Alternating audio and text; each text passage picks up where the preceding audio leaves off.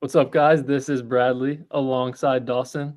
Zach could not make it tonight, but we are going to be reacting to a little bit later this time. But the Ravens 34-17 win over the Pittsburgh Steelers. Ravens finally break the curse. They were, 1-8 in the last 9.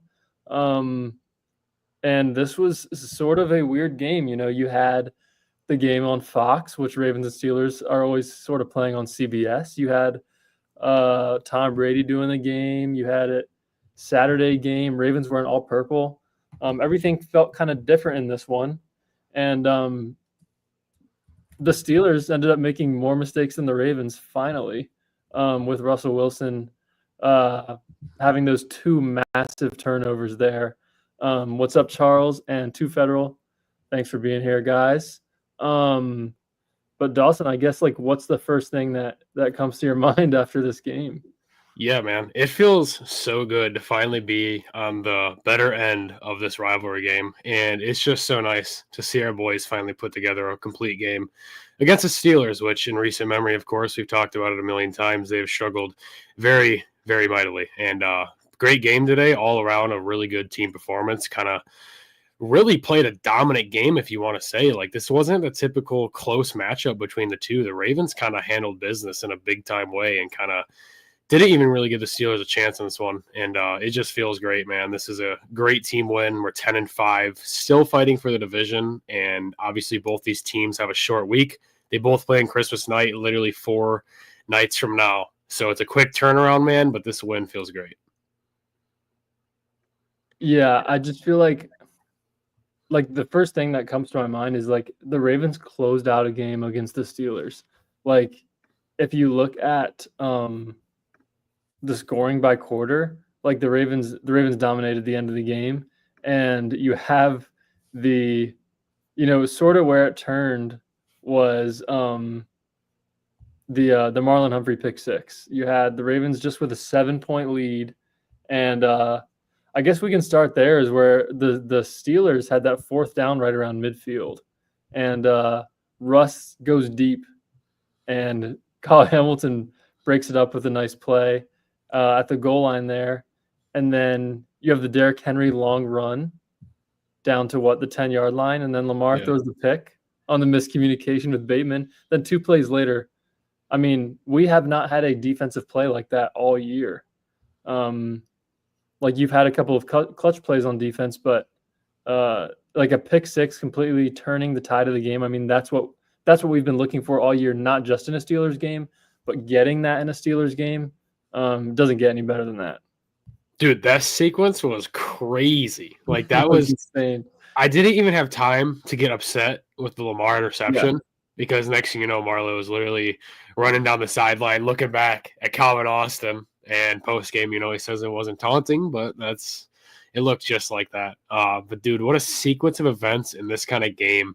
And it ultimately obviously changed the game for the long run. And the Ravens really from there, like you said, this was kind of the turning point. And from there on, they just took control and never looked back. And Pittsburgh kind of just didn't have a chance off rip after that. And, dude, it just, man, this game, like in the first half, it looked like it was going to be that typical dogfight all the way to the end, one possession game. And, it looked like it was going to be everything like that. Ravens early on, too, were kind of shooting themselves in the foot. Luckily, they were able to get away from it, getting the fumbles back and stuff.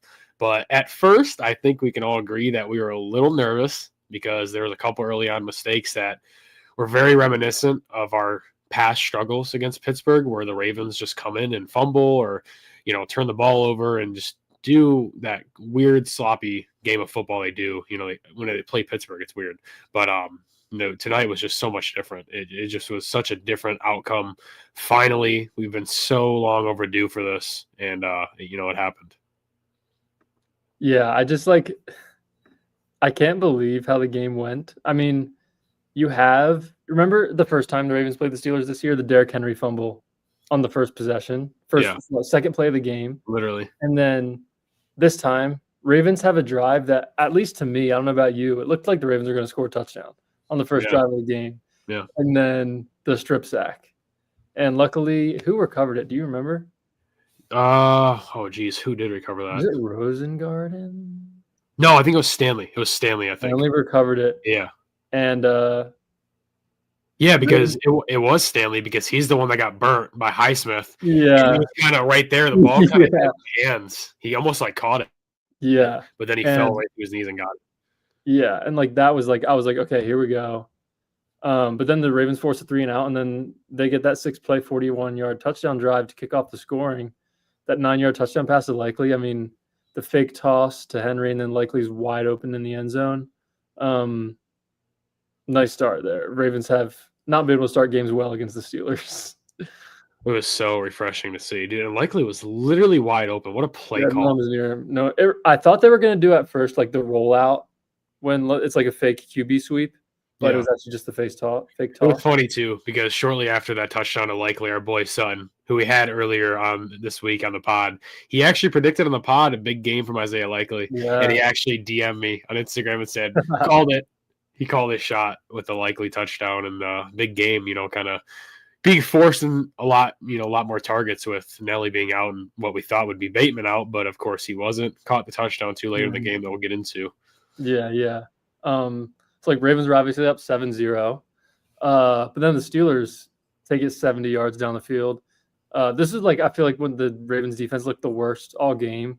When Michael Pruitt had the 1-yard touchdown catch. Kind of just getting beat down all the way down the field, and then Van Jefferson had that nice catch over the middle. It kind of just felt inevitable that the Steelers were going to score a touchdown on that drive. Then it was tied 7-7 for a while. Ravens' sole poor drive with penalties.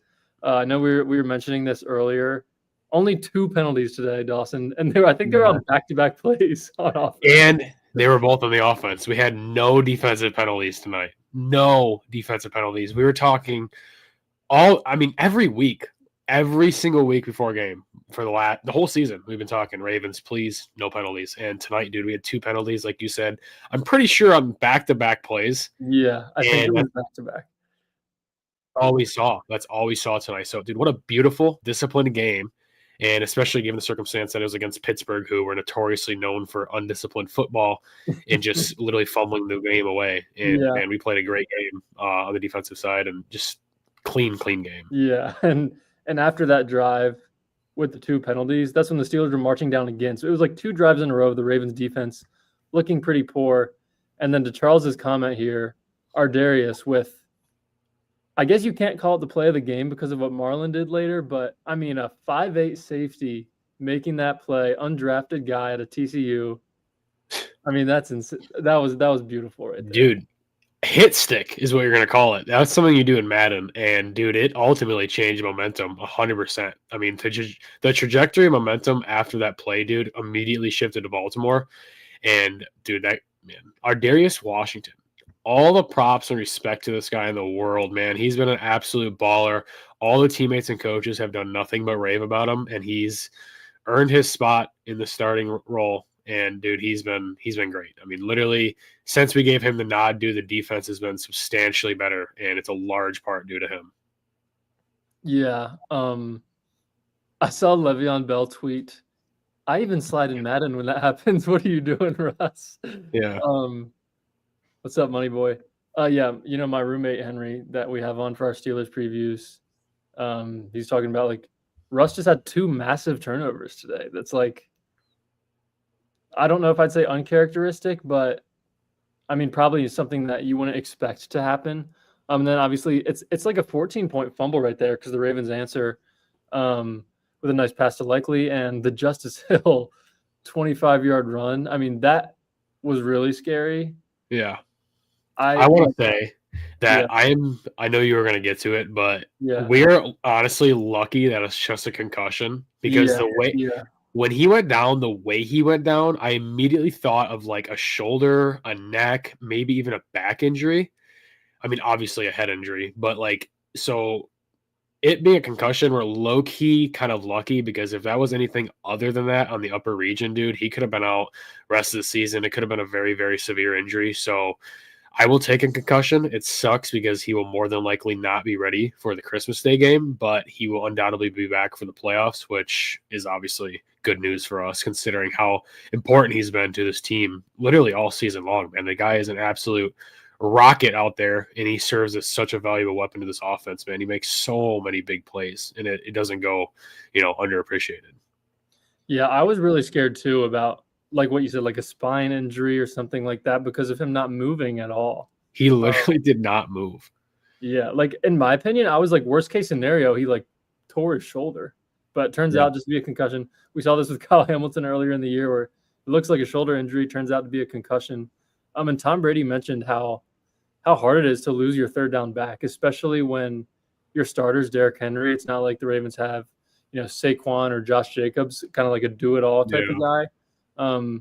Rasheen Ali, I think, filled in well. He didn't have to do anything crazy, but being able to, stand in there, do the right thing, like your correct assignment was nice. There's a lot of talk about Keaton Mitchell with him being inactive again. Do you have any thoughts on that? I know we talked about him earlier this week in the Q&A, but I will say that we can probably expect Keaton Mitchell to get a pretty decent look on Wednesday against the Texans. I would say he's undoubtedly probably going to be the running back too. I can't see Rasheen Ali getting meaningful running back snaps over Keaton Mitchell. That would be absolutely crazy. And if that's the case, you got to undoubtedly think that there's something wrong with Keaton Mitchell health-wise, because in what universe has, no disrespect to him, he's a rookie, in what universe has Rasheen Ali done to show the coaching staff that he deserves more, meaningful snaps in the backfield over Keaton Mitchell, who last year was a freaking unsung hero, I guess you can say, for the Ravens down the stretch. So I think on the plus side of an unfortunate injury for Justice Hill, it looks like he will be okay after he goes through a concussion protocol to return later in the season.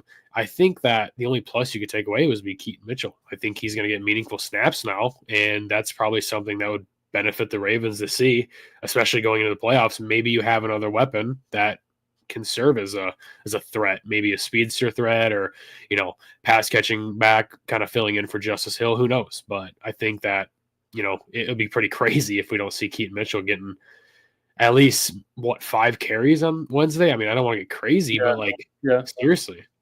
I mean, I really do think it's the fact that like he doesn't play special teams as much. You want to have your RB3 in there on special teams, but like you said, against the Texans, he might be the RB2, so you can probably have him in there.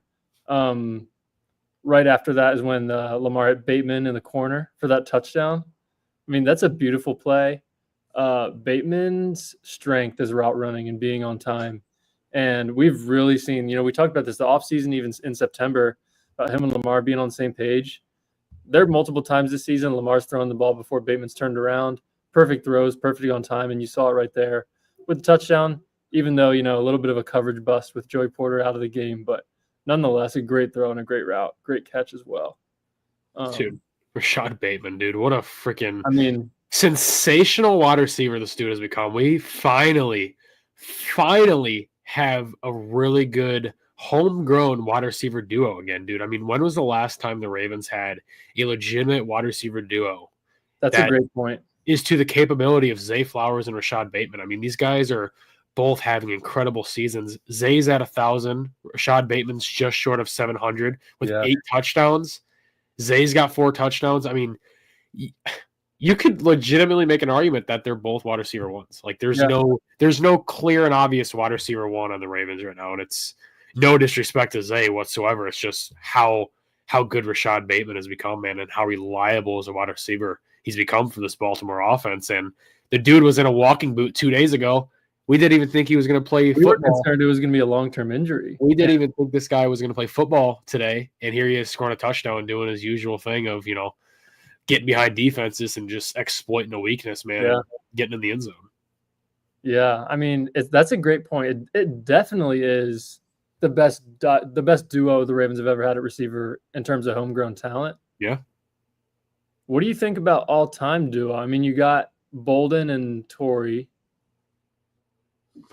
I don't think you could put him there yet, but the homegrown for sure. Yeah, but you can't say there's no way. I mean, unless they do this for, a year or two more, which obviously very well could happen, and it's on the path to doing that. But I just look at the Rashad Bateman extension we did before the season. At the time, people were very unsure, just given, the current situation Rashad Bateman was in as far as like a bust or whatever you want to call him. And dude, he's having a fantastic season. And that extension is going to just do amazing things for the Ravens. And it's such a gamble that they were willing to take, but clearly it's paying off, man. And, you know, a year or two from now, dude, that deal is going to look – it already does, but that deal is going to look amazing. Yeah. Quick comment here asking who is who. I'm Bradley. This is Dawson. Zach could not make it tonight, unfortunately. But, yeah. Also, quickly, if anyone's on Instagram right now, be sure to hop on over to YouTube and subscribe to Charm City Sideline, like the video, all that stuff. Helps us out a lot. Yeah. Comment from XX Beast Bates, $5 million a year.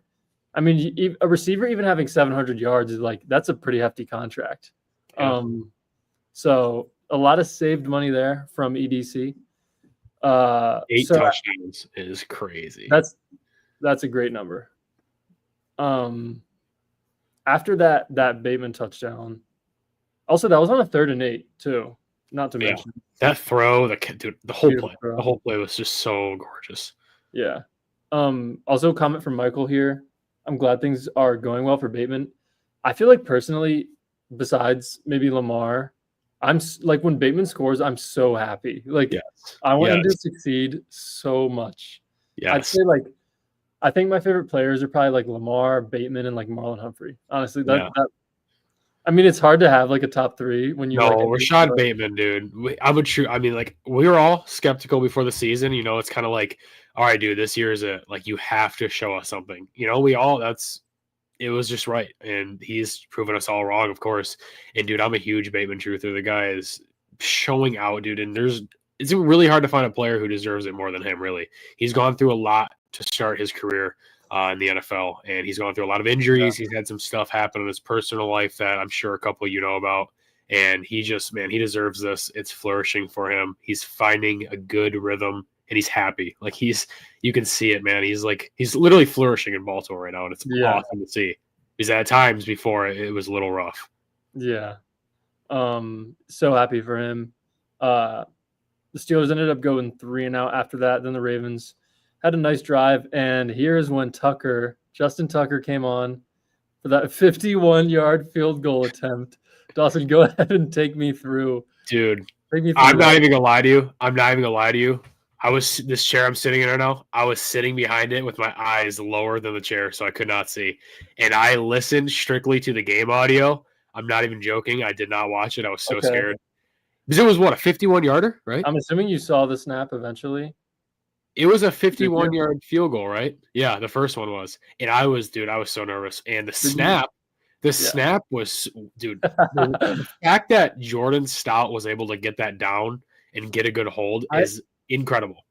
It was, and not to like hate on long snappers right now, but like it was such a bad snap that I thought it was a bad hold, like from the far away view, because you couldn't tell. But he snatched that and got the ball down. And I'm like, I texted it in our Ravens group chat immediately. I was like, he makes that one? Like, what? Yeah. So he had that bad punt early in the game. And a lot of people are skeptical on Jordan Stout, of course, because he's had his own fair share of struggles. And to be honest with you, it's been pretty bad for him in Baltimore, I would say. I'm not a hater. But it has not been the greatest of play from Jordan Stout throughout his career. And, dude, I will tell you what, though, he is a pretty good holder when it comes to field goals. Yeah. And people can hate all you want about, Tucker's struggles and if it was Stout or Tucker or the snapper, who knows? Either way, there's been so many snaps throughout the last couple of years that have been not good, and Jordan Stout was able to get him down and let Tucker kick a field goal. So that cannot go unnoticed, because that one today, too, perfect example. That was a really bad snap.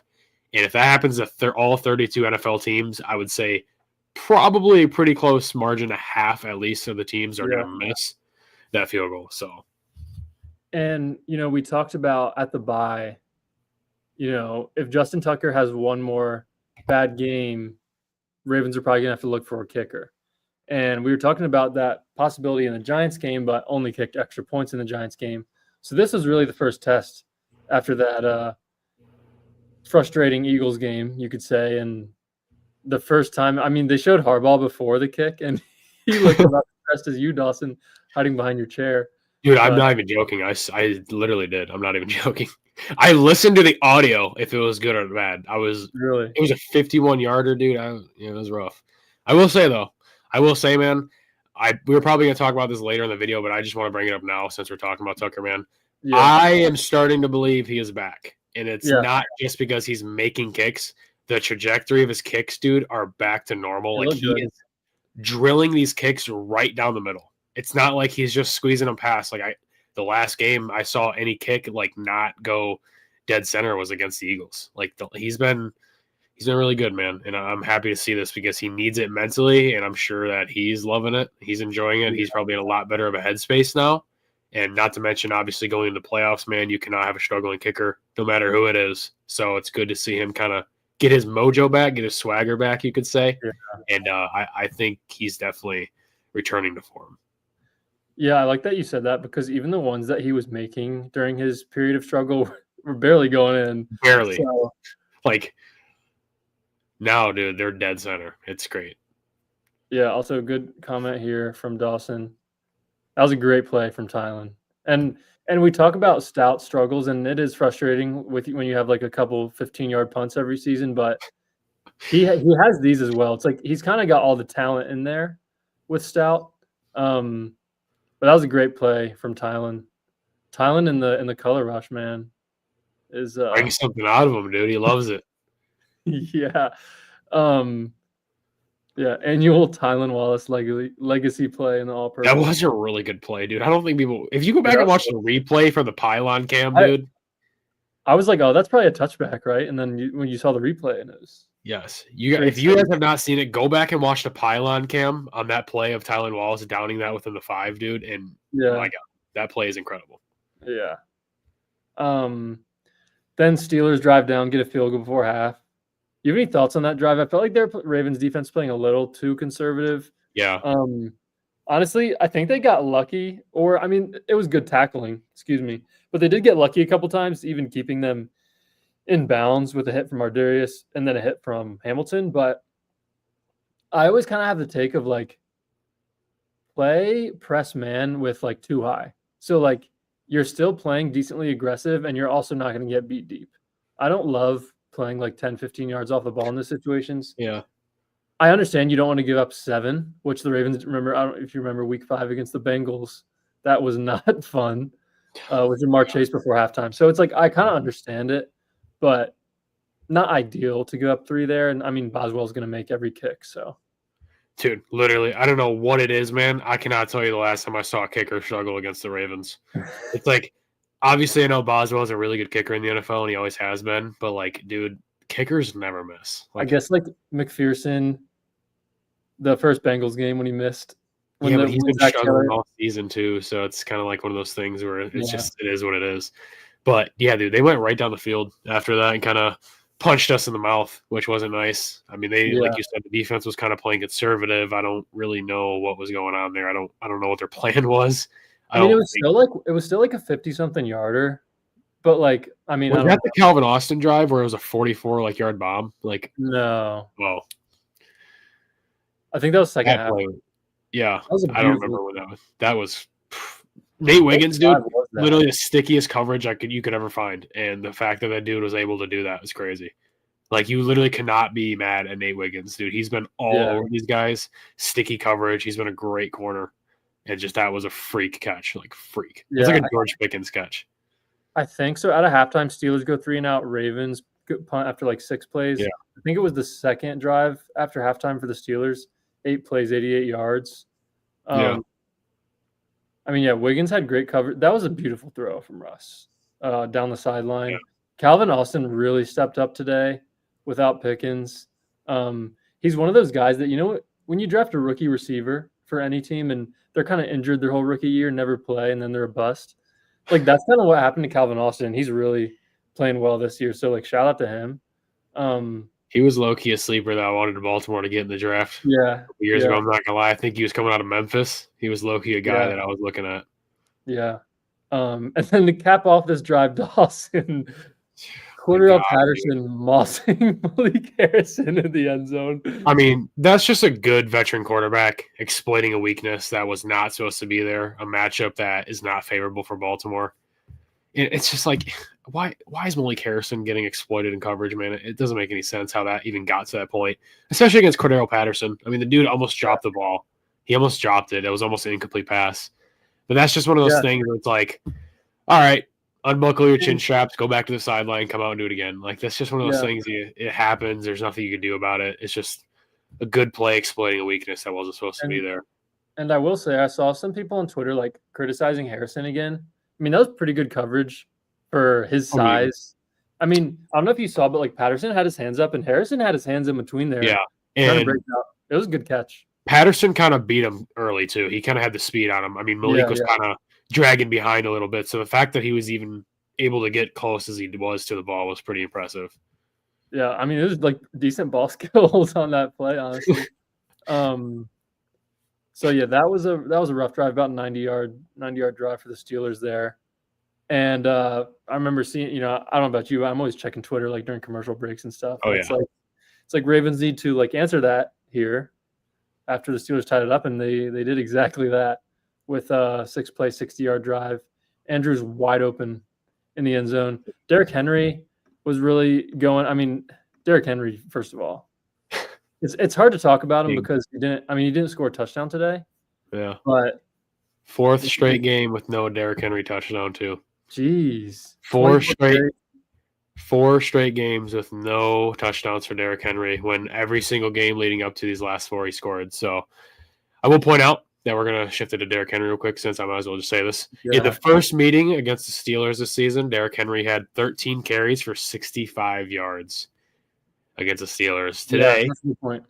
Today he almost matched – no, actually he outdid that production, I think, in the first half alone tonight. He had 24 carries overall for 162 yards, 6.8 yards per carry for Derrick Henry tonight. Absolute bell cow. That's insane. He's literally phenomenal, dude. And when you can get him going in games like this and just basically drown your opponent, it's very hard to even beat yourself in that situation and lose this game. I mean, seriously, dude, $162, 6.8 yards per carry is nuts. On a really good defense, too. I know they had injuries. I know. But the fact that he was still able to do that is very incredible, very impressive. And, like, national media usually doesn't know what they're talking about. But, like, I saw people, like, national media people, like, wondering if, like, Derrick Henry was, like, falling off during the second half of the year. I mean, if you watch the games, he just, like, wasn't really getting the opportunities. I mean, from the Ravens' first drive of the game, he was gashing the Steelers' defense. He gashed them all game. I mean, 7 yards a carry is – it's pretty wild. Pretty good. Yeah, I don't know what more you could ask for from your running back in Week 16 when he's averaging almost 7 yards per carry against a really tough defense at home. Yeah. It's crazy. Yeah, and also filling in for Justice Hill a little bit. I don't know if you saw that catch he had. Caught it down low, made a couple moves. So that was nice. And then Andrews wide open on the touchdown. Mark Andrews' first touchdown against the Steelers. Did you see Lamar's reaction? Yeah. He was even shocked. He could not believe that today was Mark Andrews' first touchdown in his career against the Steelers. Yeah. That was pretty funny to see. That's crazy. Dude, seriously, think about it. I know actually. Mark Andrews did not have a touchdown for like the first 6 weeks of the season, and now he's already at 9. So essentially in 10 weeks of football, the dude has 9 touchdowns, which is wild. Like, this dude has been on another level since, kind of refining his rhythm. And him and Lamar, dude, that connection is legendary. They're fantastic. And obviously we know Mark Andrews is now the franchise leader in touchdowns for Ravens. So why not add more to it? More hardware. Yeah. And okay, this is we already kind of mentioned this, but we'll get more in depth to this part of the game here when the Ravens are up 24-17 and the Steelers get down to midfield. I'm going to look up, was it 4th and 6?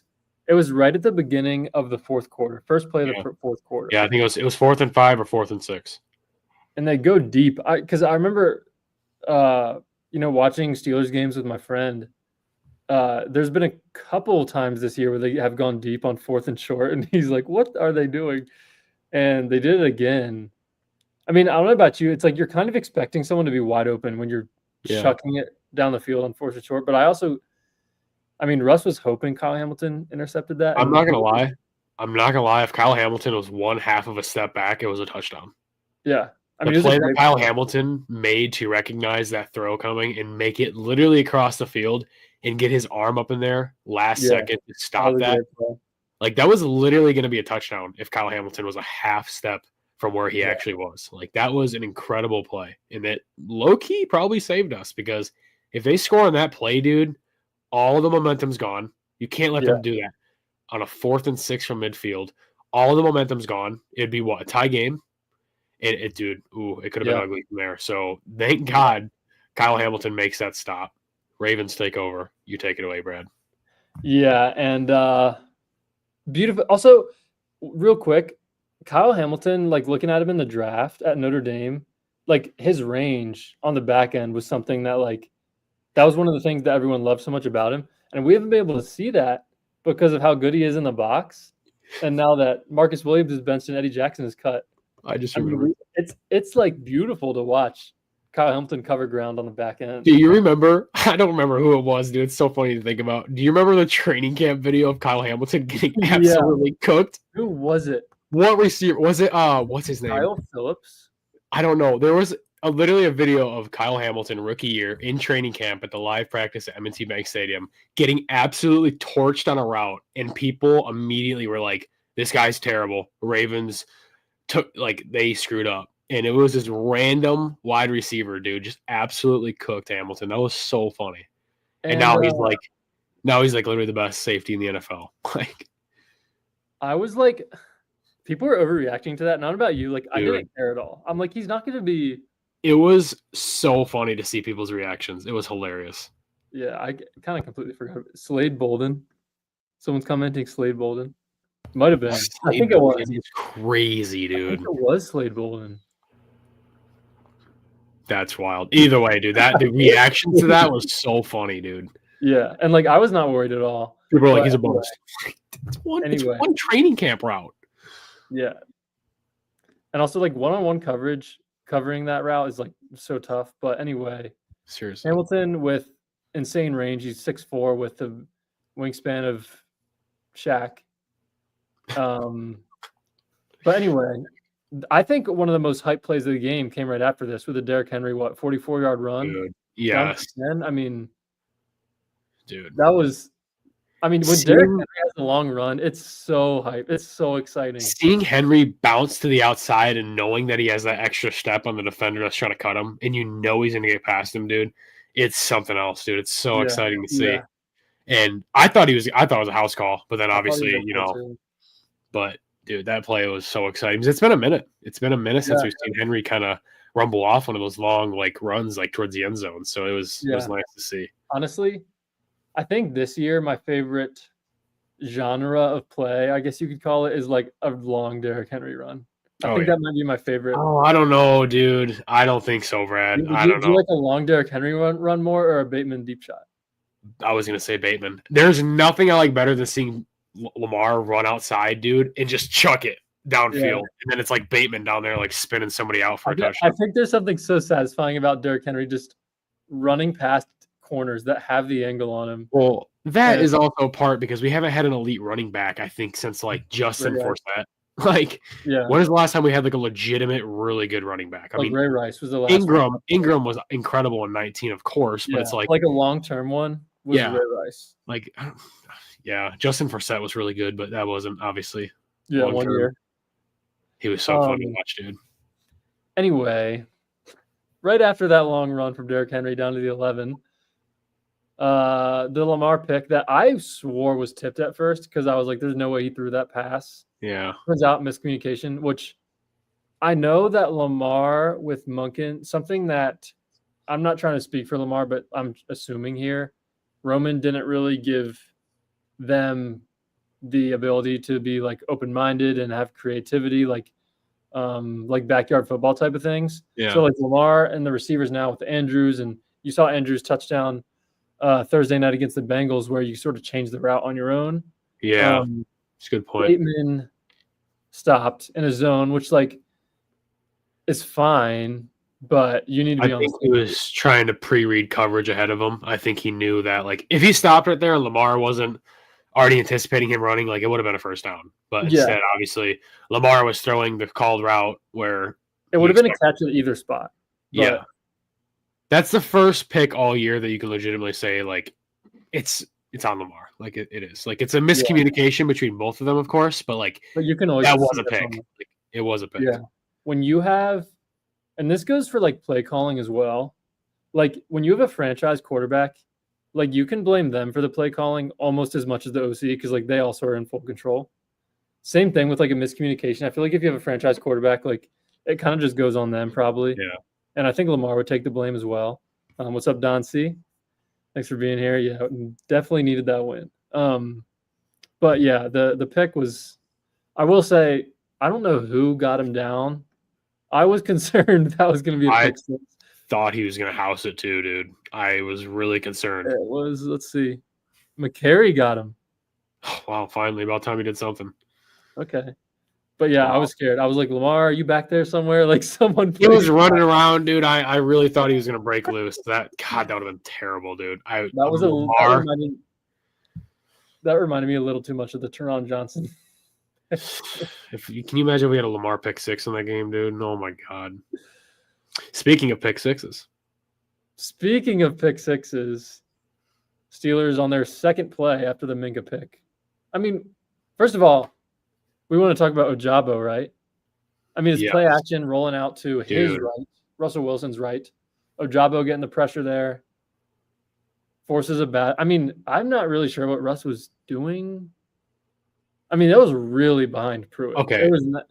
It was, but it was also a really good play by Marlowe. He kind of read that and jumped early. He had a good jump on it. But, yeah, it was kind of a play where Russ kind of forced it, and it was already a bad throw or already a bad play. And he could have threw it down into the dirt, honestly, but he kind of just forced it, trying to look for something. And obviously Marlowe jumped the route, took it the other way to the house, which really sealed this game. Real quick, I completely forgot about this. This is a great comment from Dodgy. Do you remember seeing Munkin after the pick? He lost his mind, dude. One of those things where, like, it's like not funny at the time because you're like pissed. Looking back on it, someone needs to find that clip. Yeah. I was trying to read his lips. I swear he was saying like bait, no. Yeah. That was pretty funny. I saw a video a long time ago of this coordinator like in the booth literally smashing everything. And I forget, Ken Dorsey when he was the Is that who it was? Yeah. Yeah, dude. They reminded me of that because I thought he was gonna start throwing crap. No, there was like 2 or 3 great Munkin booth clips today. I love it, dude. I need to go back on Game Pass and take a look at those. But anyway, Marlon Humphrey. I mean, what a season. I think he just had a kid, so congrats to him. Yeah. But, I mean, what a play. And how many picks does he have? Do you know? 6, I think. 6 interceptions for Marlon. I think he's at 6. I think it's around there. I mean, for a guy who used to never catch the ball. Seriously. I mean, Lamar was teasing him just in August about not catching the ball. And 6. Thanks, Federal. I mean, it's a great jump on the – like, Marlon Humphrey has turned into, like tricking the quarterback. You know what I mean? Like he's turned into like a ball hawk corner, like baiting quarterbacks in the throws. Unfortunately, Brandon Stevens is not. He's still a liability. Yeah. Still. I will say Brandon Stevens, great play on that screen before. Yeah. Which we haven't gotten that there yet, but Marlowe taught Calvin Austin. That was hilarious, dude. And he wants to sit here and say he was going to throw it back to David Ojabo, dude. He knows that was not going to happen. Was like 10 yards behind. Even if, why would you ever do that? Why? What if you do that and you miss him and it goes back to Pittsburgh? Marlon had to be trying not to laugh as he was saying that in his interview. Nah, bro, he's trying. He's just here so he can get fined. He ain't trying to get fined. Seriously. But like that reminded me sort of the Marcus Peters pick in 2019 against Russ, where it's like you're not really expecting a turnover at the time. You're kind of like, wait a minute. Both were against Russ too, weren't they? Yeah. Oh my God, dude, the Juice Man pick, that was incredible. Both They were down the left literally sideline. like the same And play. like at first, I didn't think it was gonna be a pick six at first because I thought Russ was gonna be down there, but Ojabo hit him right as he threw it. So Russ was lying on the ground. Um, yeah, that was a He knew it was over with great the play from Marlon. I mean, that's like I think with Lamar's stiff arm, Sam Hubbard touchdown to Likely in that. I don't know which one you'd give play of the year for the Ravens, but I think this one being a clutch pick against the Steelers. Would you give it to Marlon, or do you think Lamar's stiff arm is still? Ooh, I I don't think in know, terms of dude. like purely just the play, obviously Lamar's is the play of the year. Yeah, But that's when you add no, everything that's into it, play of the year, dude. That's gotta be. like when you put everything into it, I think Marlon might be. I think this might be known as like the play of the year for the Ravens, like this season. Really? Like overall, like because like the stakes and stuff. I think like Yeah, that's true. But dude, that Lamar stiff arm play was, oh my God. That game too. Just the game I mean that wasn't was like, insane. I mean, that's what I'm saying. If that Lamar stiff arm play was like the game winner, yeah, it'd be a little different. yeah. They're both definitely in consideration. Yeah, yeah, and both of the picks were in the flats too. Russ is, I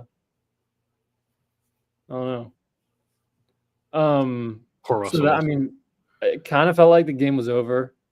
Yeah, Once I mean, it still wasn't. There was still like what 11 minutes left, yeah, only up 14. But Steelers ended up punting there with like, well, because Tom Brady thought they were going to go for it. It was 3rd and 11, and they ran a screen obviously to like set it up to go for it. And Brandon Stevens made a great play, getting out off a block and tackling. I think Calvin Austin. So then they gained no yards. It was 4th and 11. They had to punt. And then what was it on 3rd down when Lamar hit Flowers? yeah, I believe so. Which For what, talk about 49 yards? talk about a funny play. I mean, with the guy hanging onto his leg. He almost broke it, dude. I thought he was gonna I break know. the tackle.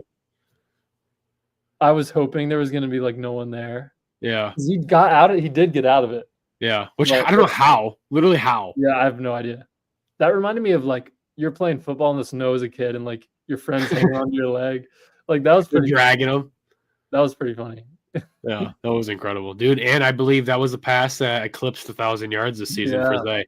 So, homegrown wide receiver, year 2, over 1,000 yards. That's very promising. Our boy is developing. He's become a really, really good wide receiver, and I think we all got to be pretty happy with that. I mean, 1,000 yards.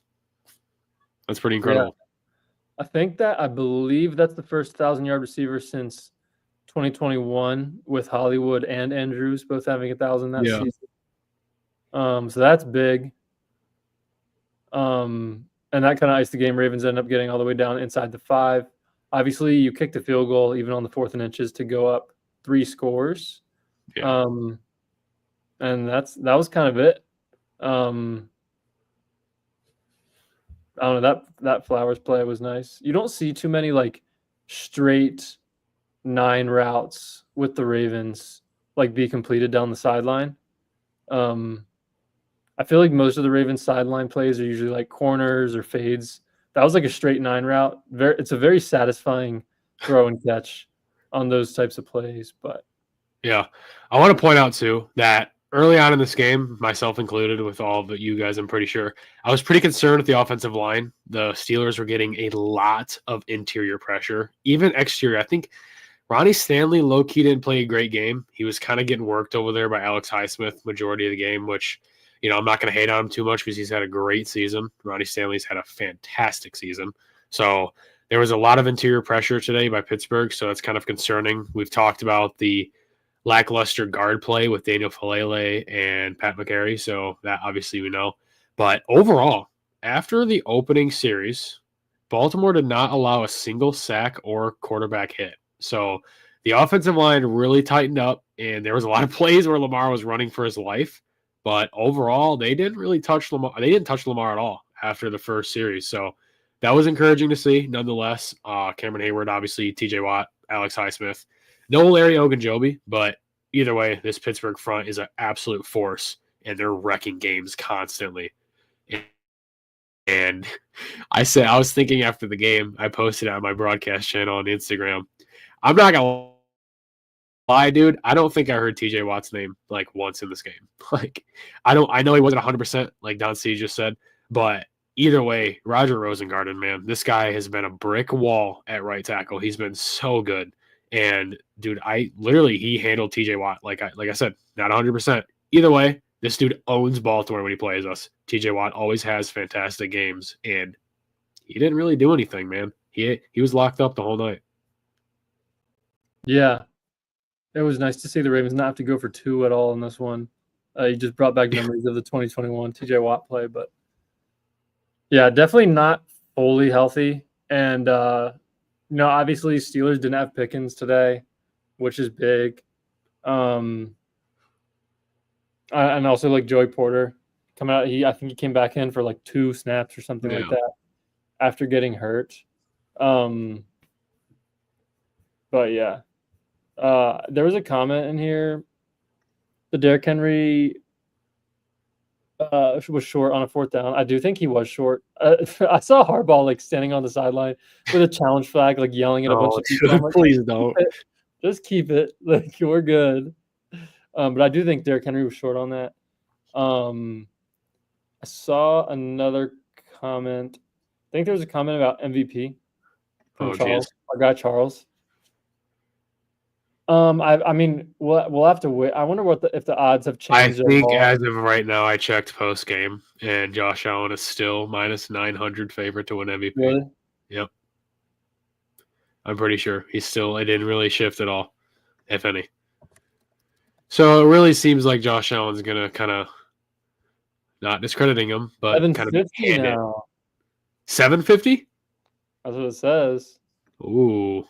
Lamar's plus 500. That's kind of what it was before the game. DraftKings. Ooh. Some of them haven't changed. Some of them have.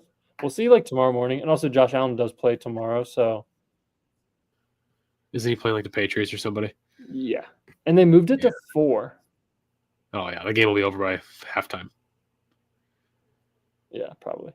I don't know, dude. Lamar, dude. Man. I mean, 3 touchdowns. I think without that, I think the pick to Bateman hurt. Yeah, of course. MVP. But he still only has 4 interceptions on the year when Josh Allen has 1. Yeah, he's still going to have a top 5 passer rating of all time, which. Seriously. I mean, not winning MVP with that that can't happen, in my opinion. We'll see. If Lamar goes crazy his last 2 weeks and throws 3, 4, maybe 5 touchdowns a game and plays clean football like he has been and just MVP football, and Josh Allen has maybe a little bit lesser of performances, this race could be a little bit closer than people think. I think the eyes have kind of been open recently the last week or two. I think people are kind of seeing that it should be a lot closer than it is. So who knows? Anything can happen. As the week went on, people started to like look at the stats and be like, A lot of people are kind of like, okay, this is weird. Yeah, like I even saw Peter Schrager say he was like, yeah, on Monday I crowned Brady the MVP, and now I realize it's a lot closer. Like people just didn't even look at the stats on Monday, and I don't know, dude. It's weird. Yeah, or let Allen have exposure to push his MVP claim. Dude, that game's gonna be obliteration from the get. Yeah. Did we talk about Ojabo enough? I mean, he played, dude, and he's been a healthy scratch so many times this year, and to come in and he's probably not gonna be on the stat sheet. Only 1 tackle. No, but I saw him near the quarterback a lot. His presence was there through the whole game. At so many plays, he was literally tracking down Russell. He was making an impact on a heavy impact on the game tonight. It was really nice to see. Kind of refreshing given what you said with him being healthy scratches and stuff and not getting playing time and, people always a bust already. So, I mean, again, another guy that's kind of gone through a lot to start his NFL career. He came in with a brutal, I believe, Achilles tear out of college and then more injuries and stuff.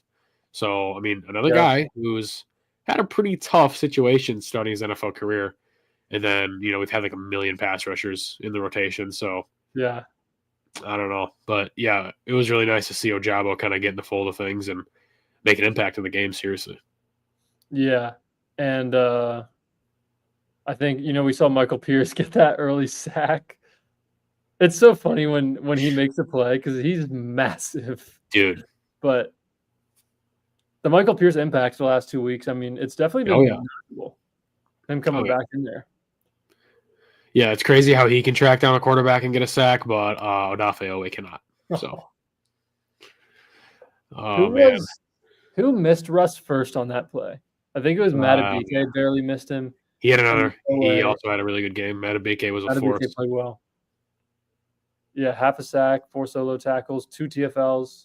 Defense, man, they're locked in. They're playing great football right now, dude. Well, and also people are only talking about moving Hamilton back, but replacing Simpson with Chris Board, yeah, I think has been equally as impactful. 100%. I think the struggles to Trenton Simpson have been huge, obviously, unfortunately, and Chris Board has been good since coming in. So it's almost one of those things where it's like the other personnel adjustments you've made with Hardarius and moving Kyle back and giving Nate Wiggins more time. So these little personnel changes are paying dividends to this defense, man.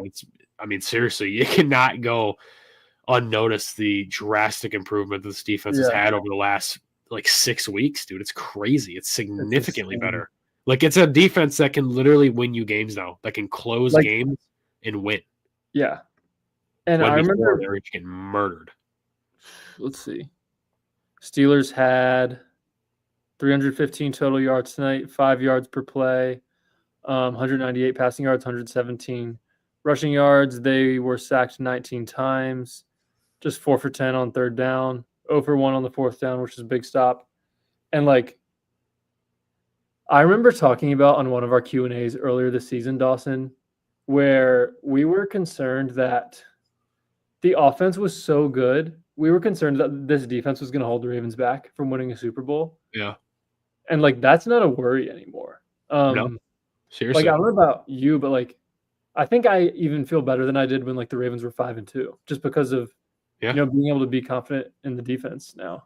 Yeah, because we were 5-2. The offense is great, but my God, the defense right now is a disaster. And seriously, now we're 10-5, good record. Punched our ticket to the playoffs, and now, if it's coming down to crunch time, I can legitimately have hope in faith that this defense is going to make the stop and win us the game. Before, it was all right, it's this not going to happen. But now, man, the defense has stepped up to the plate and has been holding their ground and literally has played winning football. And it's a team that shows that they have life in the playoffs when they get there, and they can actually shut down these high-powered offenses. Because I understand. I totally get it. George Pickens is the main course in Pittsburgh, and he's literally what makes their offense thrive. Either way, dude, Russell Wilson has been playing fantastic football. Pittsburgh offense has been a juggernaut the last few weeks. Not last few weeks, I'm sorry, because George Pickens has been out, but previous to that. And either way, it's a tough matchup, and the Ravens stood tall, and obviously all the matchups before that too. They stood tall with the Eagles until the fourth quarter hit, and then the Eagles just took away. So it's tough matchups, man, and Baltimore's defense has been showing a lot more life. Yeah, for real. Comment from Moneyboy. Did Desmond King have 2 fumbles today? What? I can only remember one of them. Did. Yeah, me too. But for some reason, I only remember one of them, but the other one I saw on the box score when I looked at it. Yeah, me too. I don't remember it, though. That's interesting. But he's had good returns. It's just he's had great returns. And he always catches the ball, which is what Tylan Wallace. There was one time he didn't catch the ball today, but it's nice to see him actually make fair catches and not let the ball bounce to the one. But I would definitely keep Desmond King back there upon return right now. He's showing a lot more life. I agree. And at the end of the day, you just need a guy to catch the ball. You just need a guy that catches the football. Yeah. And that's all. That's all I care about. Yeah. And the Deontay Hardy situation sucks because we have not gotten an update on him. Yeah, I don't know what happened there. It's weird. What if all of a sudden, first week of the playoffs, they're Deontay Hardy has been activated? Because he's been on IR for so long, but it was never season-ending IR. I feel like we're just going to get a random notification one day that he's coming back. There was a muffed punt. I forgot about that. Wait, I'm so confused. Oh, yeah, yes. I remember that. There was one early on in the game that we all know, obviously. Wait, and then late in the game, literally last drive. Oh, yeah. It was literally when Steelers were punting with 4 minutes and people I forgot about the late one. I Yeah. forgot about the late one. That makes sense. Good point. I like King back there. How do we feel about waiving Deontay? I mean, honestly, whatever. Goodbye. Bye-bye, Yeah, Deontay. like you saw the Niners were like way more harsh with Devondre Campbell than the Ravens were with Deontay. So I think you can't really have any issues with. And did you see Tom Brady sort of throw shade? Yeah. Today he was like, some guys aren't even. He was complimenting? Oh, Kyle Van Noy for playing with a broken eye socket. Yeah. He was like, some guys won't even go in the game when they're asked to. Kyle Van Noy's playing with a broken eye socket. So. Broken face, bro. Yeah. Yeah. I'm happy that situation's no longer in the locker room. Yeah, it felt a little like cursy. Yeah, move past it. Yeah. Now he'll just go to the Chiefs and win them the Super Bowl. Yeah. Let's see. Anything else, Dawson, on your mind from this one? Not really.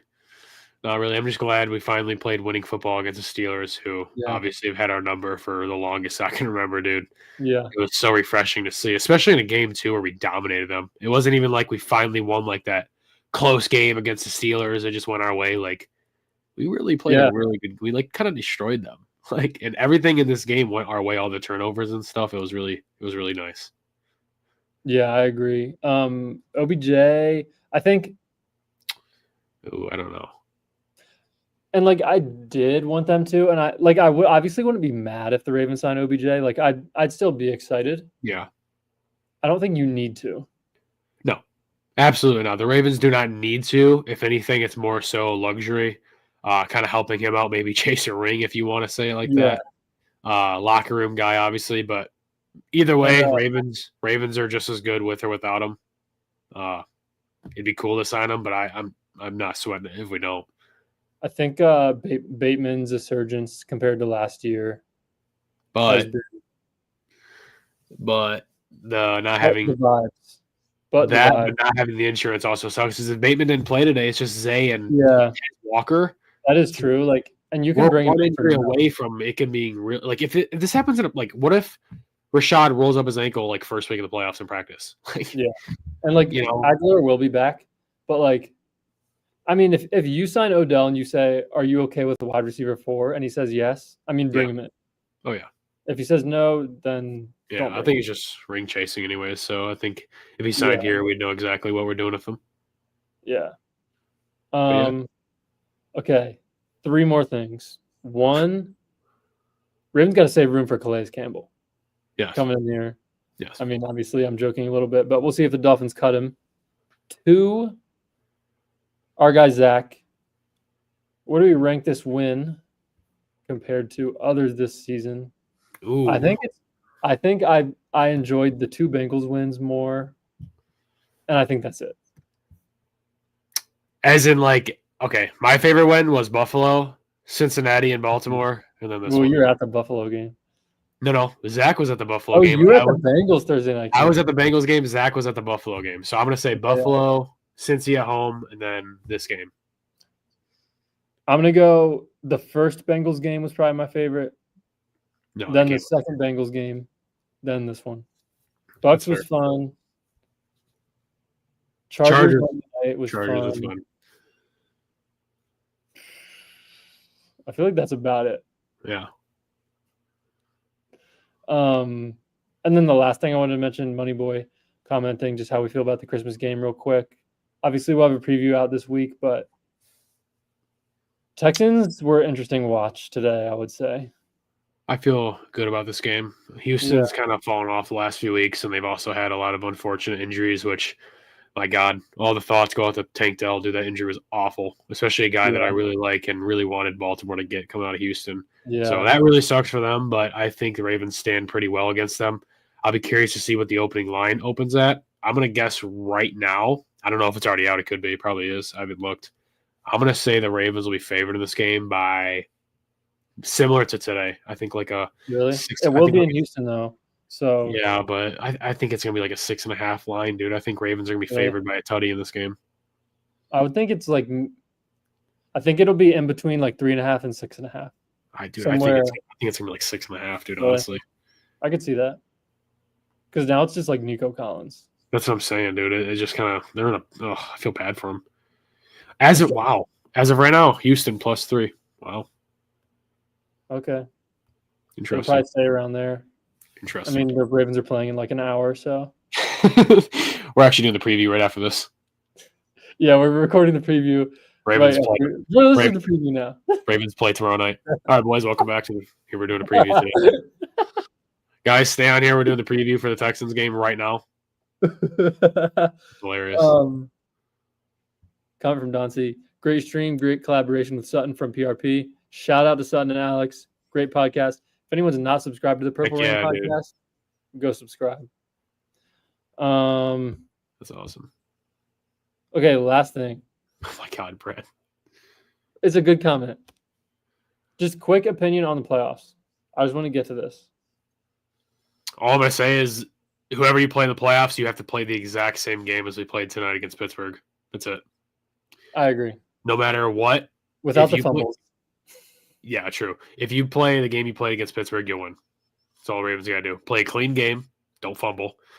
And run. Attack the, secondary when you need to, but just run, dude. Run. Get El Tractorcito going, man. When you do, good things happen. Yeah. The dude's a bell cow.